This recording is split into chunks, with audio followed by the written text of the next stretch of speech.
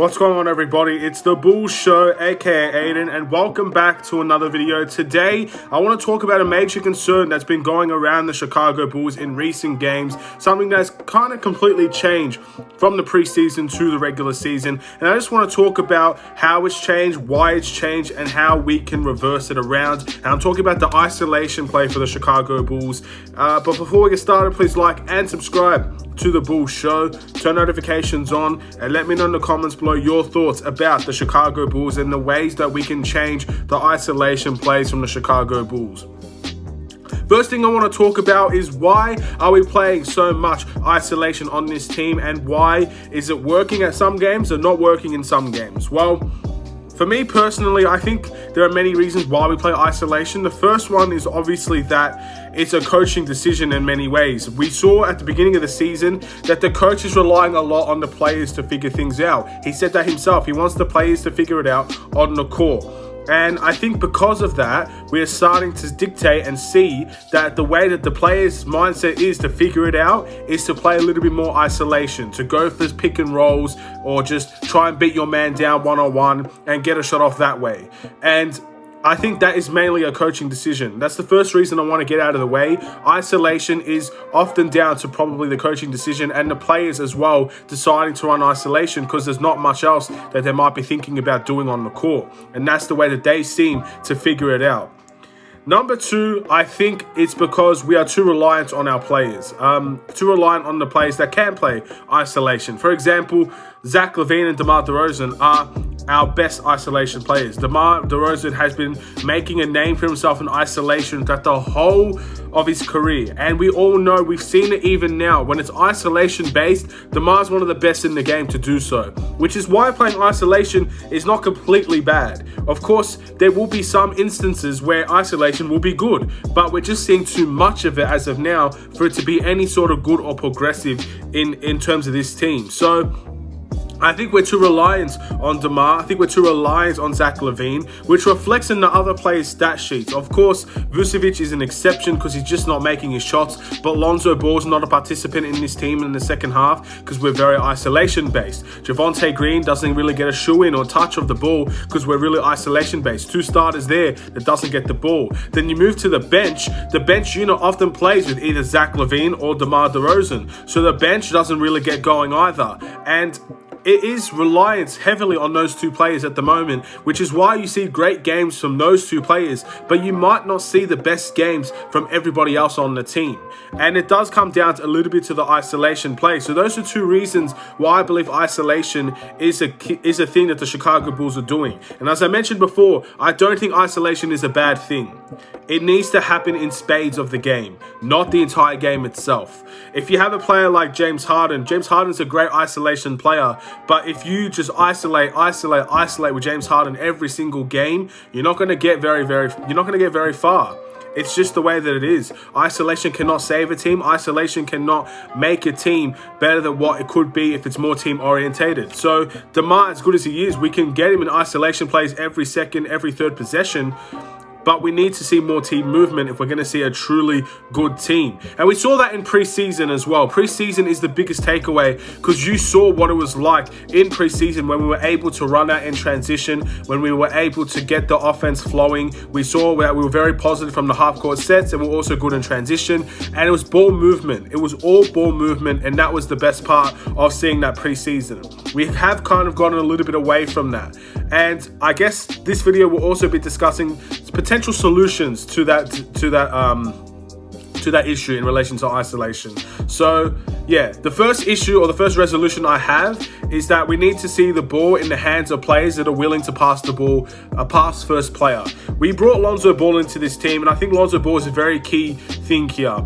We brought Lonzo Ball into this team because he's unselfish. We brought Lonzo Ball into this team because he has a know-how of getting certain players open.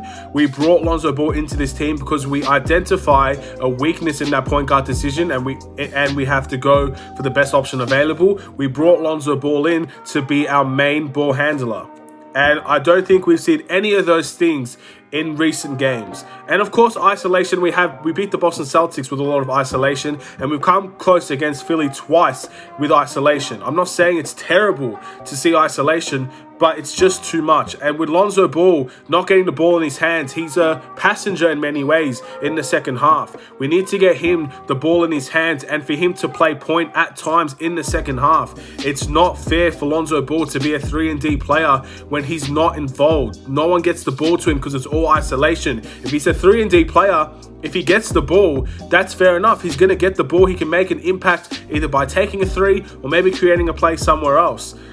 But with isolation, you bring players like Lonzo Ball into the team. You bring players like Javonte Green into the team that are starters. They're not going to see the ball if we play isolation so often. And Lonzo Ball is too much of a good player to be left as a passenger on the team. So in my opinion, he's the first solution. We need to get him the ball more often than what we're seeing. We can't see Lonzo Ball be passive. We can't see Lonzo Ball giving it to other players to start isolations. Lonzo Ball needs to bring it up on the court, and Lonzo Ball needs to create more plays than what he's doing. I don't say Lonzo Ball should create every single play every single time. That's not what I'm saying. But I'm saying he needs to have the bulk of the ball in his hands more often than what we've seen from him so far in this regular season, and specifically this stretch of games. And that's a Lonzo Ball issue. That's also a coaching issue, and it's a players issue as well. It's everybody's fault for not getting players involved in the team. And Lonzo Ball is just probably the biggest factor that we may see from that. And I want to see the coaching staff kind of take more responsibility. Again, I understand that he wants to let players figure it out on the court because we have a really good team, and really good teams often you want players to be participative. You want players to speak their minds. You want players to make plays. That's just how some coaching decisions work. That's how some coaching staffs in general work. They let the players decide on the court. That's just the future of the NBA. That's where it's going, where players and coaches will call plays for a team. But I think the coaching staff needs to drill into these players that team ball movement is going to win us more games than just sticking it to two players and hoping they can win us a game.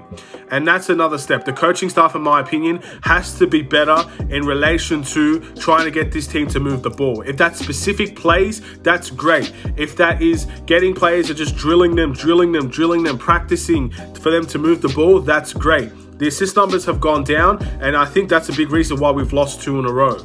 And as I said before, and I'll continue to say it, we are not a bad team. We're still in a very good stretch of form. We still have a very good record. There's a lot to be happy about in relation to this team, but it's more potential that we could be very happy about when we see this team get perfection. And that's what we want. We want to strive for perfection. So isolation is something that we'll have to get rid of in the way that it is for this team to be successful. 2 plays, maybe a quarter. If you give it to DeMar and he can build up, size up his player and make a shot, that's fine. But we seem to do that every play. As soon as we see DeMar DeRozan play with his second unit, that's just is instantly where we go. Give the ball to DeMar, let him run a play. Give the ball to DeMar, let him run a play. Give the ball to DeMar, let him run and play. It's every time. We need some variety, and we are getting a little bit too predictable in our isolation as well. So that's my video, ladies and gentlemen. The reasons why we are playing isolation and the solutions I believe we can do, at least at this point in time, to fix that isolation issue. And it's still very early, so I'm sure we are practicing trying to move the ball. We still have chemistry issues, I'm sure we do. And we've seen adapting to a team like this is very difficult on some players. So we will have a lot of work to do, and I'm very optimistic that we will become a completely different team in terms of our ball movement. We saw some strides in the preseason. We saw what it could be like. We saw how good it could work, but preseason and regular season are different. So now it's time to adjust to the regular season, the way the regular season is going to treat us, and hopefully we can implement that same style of ball movement, player movement into the team, and let's see how we do. And we'll wait and see, ladies and gentlemen. That's all I really want to say in relation to this video. We've got a game against the Brooklyn Nets in a few hours, so stay tuned for that. Thank you for watching. Please like and subscribe if you're new. Have a wonderful and safe day, Bulls Nation. I'll see you in another Chicago Bulls video. Take care.